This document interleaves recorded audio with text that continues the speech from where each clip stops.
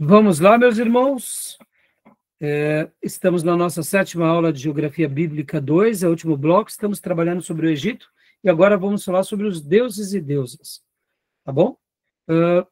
Júnior, leia para nós, por gentileza, por favor. Ok. Deuses e deusas, os egípcios antigos adoravam literalmente centenas de divindades, cada uma governando aspectos diferentes de sua vida espiritual. Não havia um deus-chefe, e vários cultos dominavam através dos tempos. Apesar de que os deuses criadores, Amon e Ra, chegaram perto da supremacia. Então, eles tinham, né, a religião era uma religião que cultuavam vários deuses, politeístas, né? Uma coisa interessante, irmãos, o pastor, meu mentor de teologia, o Dr. Paulo, ele falava uma coisa que me marcou muito nos dias de seminário. Ele falava assim: meus irmãos, o poder espiritual no Egito era muito forte. Quando há pouco, no segundo módulo, eu falei sobre o poder do Egito, que todos os achados arqueológicos, as pirâmides, os monumentos, as efígies, né, os retratos dos faraós e até mesmo as suas tumbas e etc. e tal, e a riqueza, só demonstram como eles eram poderosos. Agora, esse poder, irmãos, não se esqueçam, estava atrelado diretamente e vinculados à religião. E o Dr. Paulo falava uma coisa nos dias de seminário que eu nunca mais me esqueci. Quando Moisés faz aqueles milagres, por exemplo, né, em que o Nilo se torna em sangue, e aí os magos de Faraó vão lá e também fazem a mesma coisa. Moisés vai e transforma a vara em cobra, os egípcios também transformam. Percebam que o texto bíblico não faz uma denúncia de que o poder espiritual do Egito era falso. O texto bíblico, com Moisés, demonstra que havia um poder sobrenatural imenso nos egípcios. Só que nós sabemos que a procedência não é divina, é pagã. Então percebam que essa fala do Dr. Paulo marcou muito a minha vida, porque ele falava assim: irmãos, indiferente de ser uma cultura inteligente, uma cultura sábia, civilizada, próspera, rica e poderosa, isso tudo tinha a ver com a sua religião. E uma coisa que a gente aprende estudando a Bíblia e conhecendo um pouco a história é porque não tem nenhum poder que esteja desvinculado com o sobrenatural. Nós sabemos que Deus ele reina sobre tudo e sobre todos. Isso é um ponto passivo.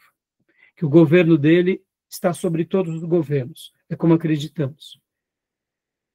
Mas há um poder também que está no arqui-inimigo de Deus e nas religiões que não adoram ao Deus único.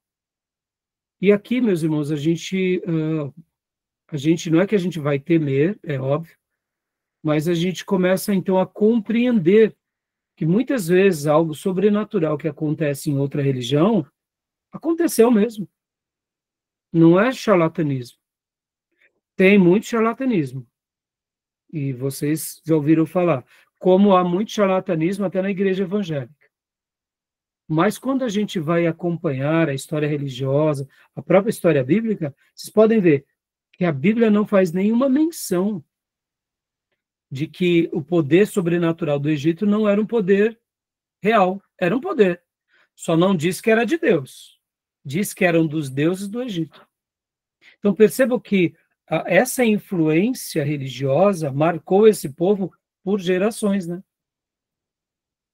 E tanto é que o grande episódio que conhecemos onde Deus revela a sua glória é no momento em que a soberba de Faraó se levanta contra o povo de Deus, não respeitando aqueles hebreus, não dando a alforria àqueles que um dia eram livres, permitindo ir adorar ao Deus de Israel. E aí onde entra, né, tudo aquilo que nós conhecemos como as 10 pragas. As 10 pragas nada mais foram do que Deus mostrando o poder dele sobre os deuses egípcios. Já que os egípcios, e principalmente Faraó, eram muito poderosos, a vaidade dominou eles, principalmente Faraó e a sua corte. Então, percebam que, se Faraó tivesse dado ali a libertação para o povo, possivelmente as pragas não aconteceriam sobre eles. Eu sei que é muito complexo isso para nós, né? Porque como que Deus lida com isso? Como que Deus lida com nações pagãs? Meus irmãos, Deus lida de uma forma pela qual a gente não compreende totalmente. Mas se aquelas nações pagãs, elas não tentam a maldade de outros povos, então não quer dizer que eles vão para o céu, não é nada disso. A gente não acredita nisso, né? Mas o que eu quero dizer é o seguinte, que uma nação ela acaba sendo dizimada quando ela deseja a morte de outras nações. Ela deseja impor, talvez, os seus credos, talvez os seus hábitos e costumes sobre outros e tenta impor, inclusive, a fé deles, né? Na marra. Aí é onde entra um pleito de Deus, né? Então, as 10 pragas que o Senhor fez derramar sobre os deuses do Egito foram literalmente mostrando que ali não eram somente pragas, cada praga foi dirigida a um deus. E vocês vão ver que o pastor Enéas Tonini, inclusive, ele vai trabalhar muito bem isso quando ele fala sobre a religião egípcia, né? Que ele comenta sobre que os egípcios eles eram politeístas, que eles tinham, né, vários deuses, tinham deuses da erudição, tinham deuses que eram os deuses para tudo. E os deuses egípcios lembram muito os deuses gregos, que tinham suas vontades, que tinham seus desejos, né? Então, assim, é bem interessante, né? Que quando a gente começa a aprender um pouco mais sobre isso, a gente entende melhor essa situação, tá bom? Então, irmã Elisângela, tenha bondade, né? Já leu para nós ou não? Vai ler, né? Já, mas eu leio de novo. Não, você já leu? Não, essa daqui já foi ler, já. Eu pedi para ler, eu não lembro se a irmã já tinha lido, né? Já leu. Já leu. Ótimo, então vamos lá, vamos para o próximo, né? Isso, Amon e Ra chegaram perto da supremacia, isso. Então aqui Amon, pode ler para nós, irmã, por gentileza? Ok. Amon. Amon literalmente significa o invisível, e há algumas histórias sobre ele, apesar dele ter sido considerado o criador de todas as coisas. Independente da falta de um passado mitológico, ele obteve grande importância. Durante o Reino do Meio, um centro de culto a Amon cresceu em Tebas, moderno Luxor, onde era associado com o deus do sol, Ra, e adorado como Amon-Ra. Mais tarde, ele foi o favorito da família real. E na 18ª dinastia, ele superou todos os deuses.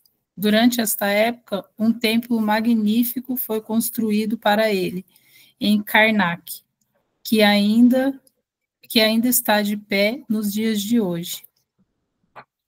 Isso. Então, a gente vê aqui, ó, que foi aquelas fotos que nós vimos há pouco. Deixa eu ver aqui. Já eu abro aqui para vocês esses lugares, tá bom? Então, vamos continuar aqui para a gente correr. Pode continuar lendo para nós, irmã? Próximo slide. Ra tinha várias formas durante o dia. Ele era um deus vivo de dia e morto à noite. Ele nascia de manhã como uma pequena criança, se transformava em homem no meio do dia, e era um velho ao pôr do sol, para então renascer na manhã seguinte. Durante este tempo, ele navegava pelo paraíso em um barco chamado Barca de Milhões de Anos. Dessa forma, os egípcios explicavam o movimento do sol no céu. O culto de Ra ao sol era baseado em Heliópolis.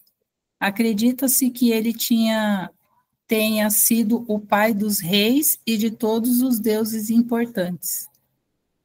Olha só, aqui como eu tinha mencionado para vocês, aqui só para a gente ver lá o de Amon, né?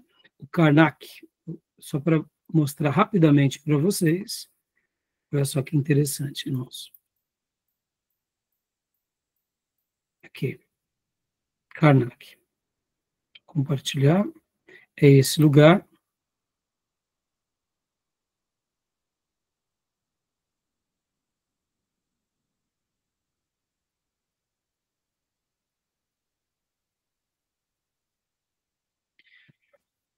Ainda está hoje nessa região, né? Ó. E aqui vocês veem as construções. Realmente é exuberante, irmãos. Né? Tá aqui. Deixa eu ver se dá para a gente passear lá. Aqui, ó. Dá para a gente ver várias. Quando tem esse azulzinho, irmãos, é que as fotos estão. Aí você não precisa ir para o Google Maps, né?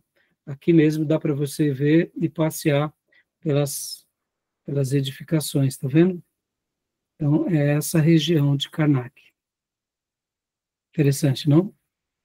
Agora, pegando aqui pelo Google Maps, a gente consegue fazer um passeio um pouquinho mais rápido. Deixa eu abrir aqui pelo Google Maps. A gente vai para a mesma região, só que aqui já tem as fotos salvas, então facilita bastante a nossa visualização. Para não ficar indo ponto a ponto aqui, vamos pelo Google Maps, só para a gente facilitar aqui. Onde está? Aqui em Karnak.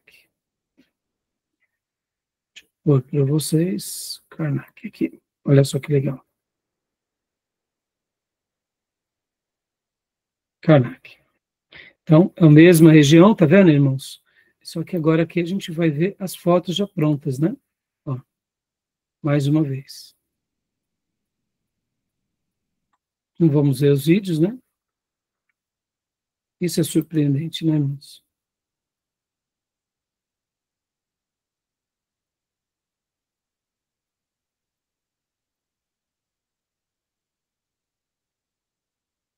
Então, só para, mais uma vez, mostrar para vocês.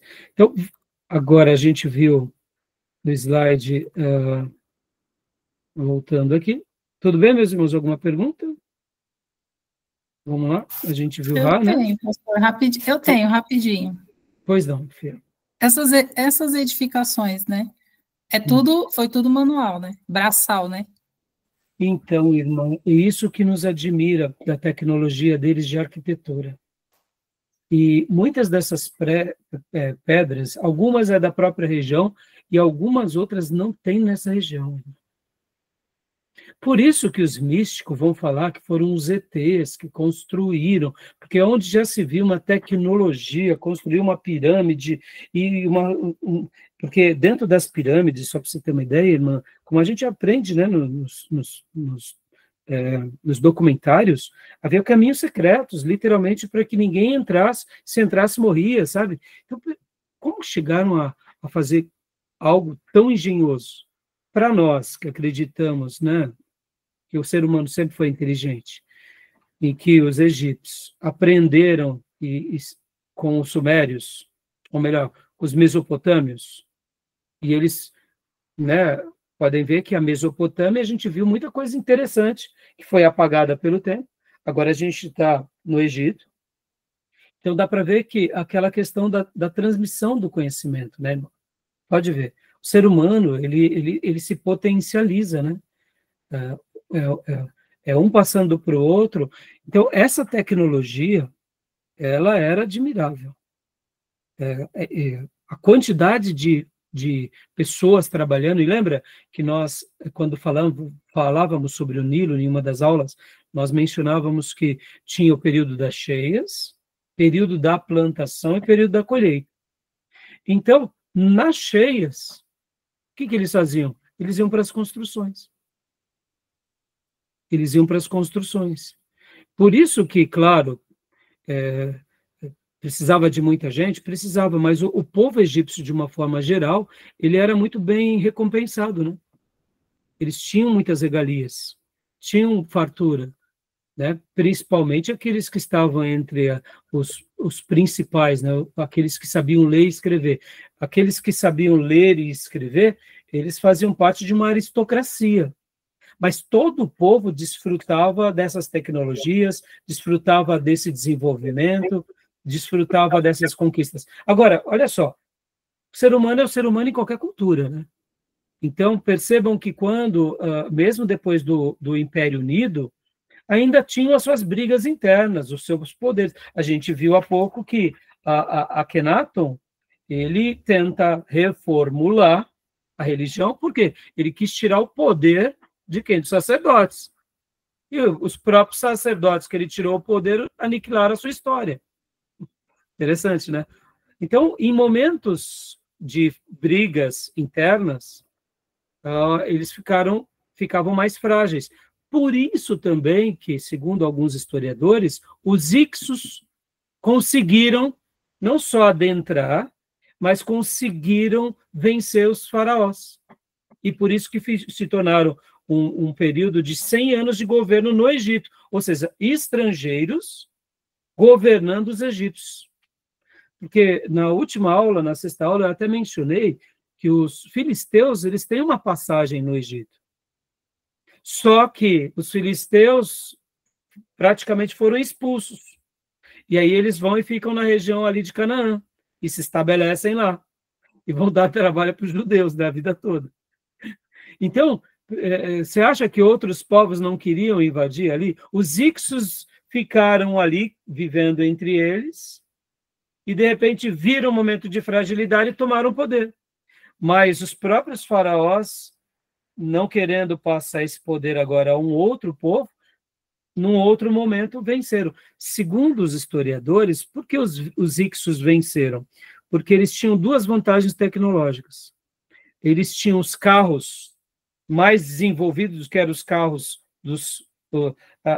aqueles carros com cavalos, né? E os arcos dos Hyksos eram arcos duplos, mais fortes, mais... Então, na batalha, quem tinha uma espada de ferro e uma espada de aço, não tinha... É uma tecnologia que estava muito na frente do outro, né? Então, vocês percebam que são pequenas mudanças que mudam uma dinastia, uma geração ou gerações, né? Então, irmã, sobre isso que você perguntou, né? Você vê como eles eram inteligentes, né? Como eles eram cultos, né? Como eles tinham acesso... Toda a obra tem os peões, na verdade, o inspiração do que dizer foi muitos operários, né? Muitos então, operários. A parte espiritual é que hoje até se discute como eles conseguiram colocar aquelas pedras, a questão da engenharia, é admirável, né? Da geometria, como que aquelas pirâmides, até hoje não tem uma resposta. Não tem uma resposta. Por isso, Júlio, que a gente fica, e aqui, é claro, a gente não pode atribuir também, né, de uma forma desmedida, que era um poder de Satanás e tal, não, porque a gente vê que eles eram inteligentes, que a gente... Olha o embalsamamento. Olha o embalsamamento. Hoje acabou. Um homem de 6.000 anos. Entendeu? Coisa absurda. Elevada. Hoje, irmãos, nós não sabemos embalsamar como eles... Não temos essa tecnologia. Só para vocês terem uma ideia, quando vocês forem estudar história eclesiástica, principalmente história eclesiástica 2, que a gente vai falar sobre ali o período da Idade Média, havia ali em Constantinopla, nos cristãos de Constantinopla, uma arma que eles usavam, que eram barcos com fogo. Lembra, Júnior, que nós aprendemos isso? Uhum. Uma tecnologia que foi desenvolvida na época lá, não lembro agora exatamente o século, em que, quando vinham os barcos inimigos, os barcos de Constantinopla, ou seja, do Império Bizantino, eles eram atracados na praia e eles soltavam um fogo que queimava os barqueiros e queimava na água. E era uma tecnologia tão secreta que depois também se perdeu e ninguém tem... Até hoje não se tem isso. E Troia e Esparta também. Né? Contra Esparta, eles tinham uma técnica lá de acertar o inimigo de longe. Os povos, inteligência no seu tempo, né? E com isso, Elisângela, que a gente vê que o ser humano sempre foi inteligente. Sabe essa ideia que a gente evoluiu? Sim, a gente evolui em tecnologia, a gente evolui em outras coisas, mas se o ser humano não tivesse o pecado dentro deles, pelo amor de Deus, a gente teria muito mais lá na frente, né? Pode ver, aqui o Egito é um exemplo de uma civilização que deu certo, mas, ao mesmo tempo, outras civilizações quiseram dominá-lo, né? Pode ver hoje o que o mundo vive, né, irmãos, com relação à tecnologia. Você acha que os Estados Unidos vai passar tecnologia para a China ou para a Rússia? Nunca. Porque é um querendo dominar o outro, né? Você vê, nós, seres humanos caídos, somos muito egoístas, né? Vamos lá, vamos aplicar aqui com a igreja. Muitas vezes uma igreja está prosperando, a que está prosperando quer acabar com as outras. Até entre a irmandade, não deveria ser assim, né? Por isso que o evangelho raiz em nós, ele muda a nossa vida toda, né? Então, assim, é admirável, irmão, a gente não tem uma resposta para tudo, como o Júnior disse, né? Nem os especialistas.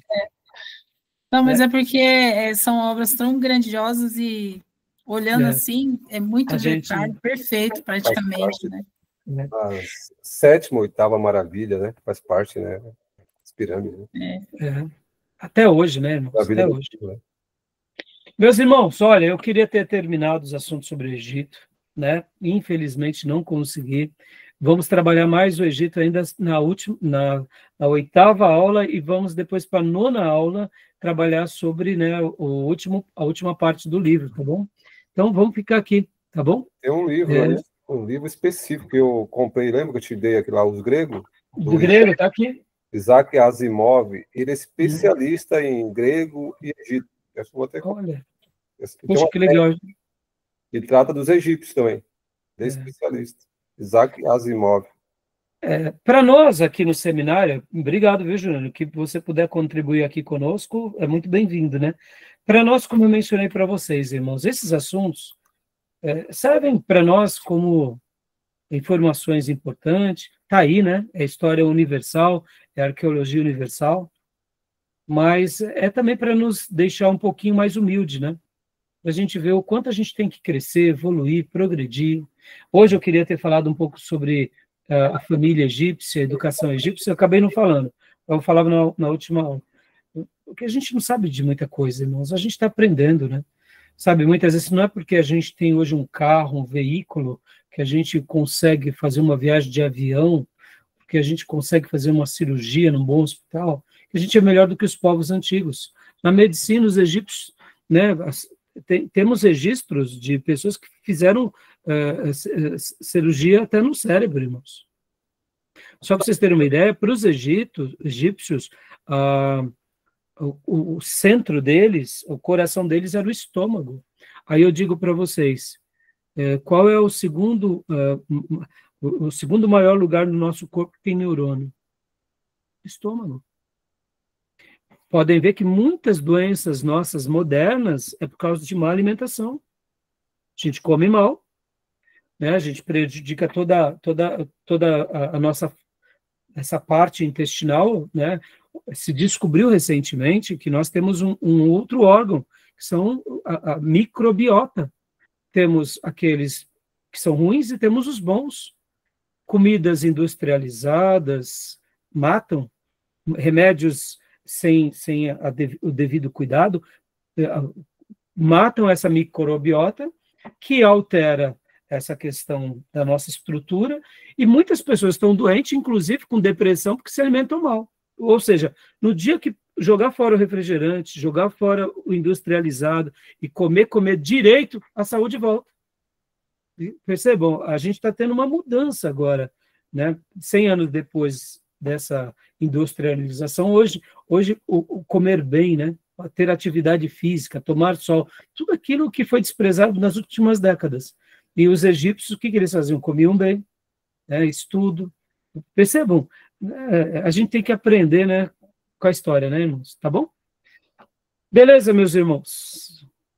Tá bom? Tinha muito mais coisa para falar, mas não deu tempo, então a gente vai falar por último, tá bom? Peguem firme aí nos vídeos, né? Se a gente se confundir em algum tema aqui, nos desculpem, né? Como vocês sabem, não sou especialista do assunto, então tem hora que até nisso a gente acaba se equivocando, tá? Beleza? Alguma pergunta? Não? Podemos encerrar, então? Então, Deus abençoe, meus irmãos. Querendo Deus, nos vemos na quinta-feira, na nossa 8ª aula, querendo o Senhor. E amanhã, encontro os meus irmãos na igreja. Nosso culto de oração. Shalom. Shalom. Graças a Deus, pessoal. Amém. Deus Boa abençoe. noite. Graças a Deus, boa noite. Boa noite, bom descanso. Tchau, tchau.